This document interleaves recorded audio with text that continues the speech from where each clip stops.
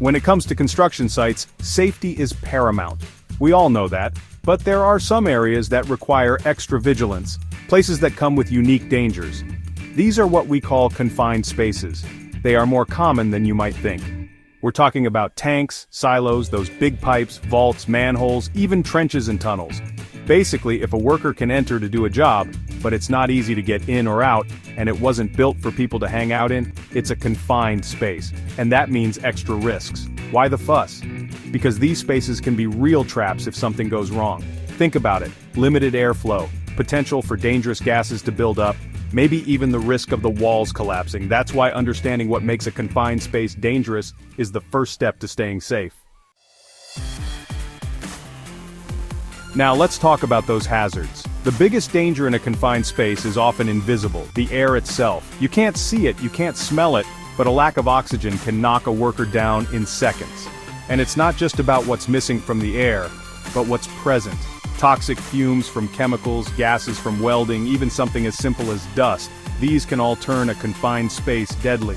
And then, there are the physical hazards. A worker could fall, get trapped by moving machinery, or even be buried by materials collapsing around them.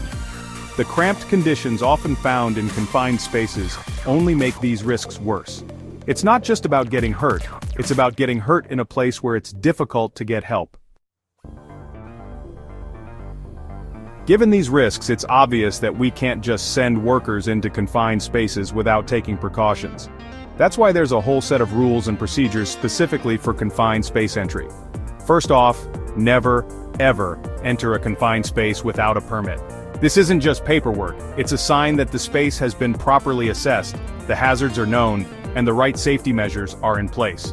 Before anyone even thinks about entering, the air needs to be tested. We're looking for oxygen levels, flammable gases, toxins, anything that could put a worker at risk. And if there's a problem, we don't send anyone in until it's fixed. That might mean ventilation, using breathing apparatus, or even delaying the work until safer conditions can be created. Remember, no job is worth risking a life.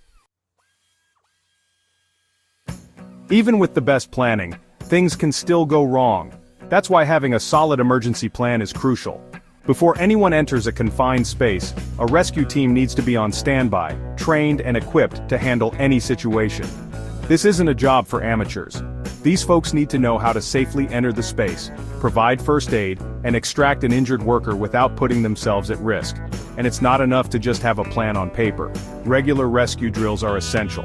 Everyone involved needs to know their role, understand the equipment, and be able to react quickly and calmly under pressure. Remember, in an emergency, every second counts. Proper training and preparation can mean the difference between a close call and a tragedy.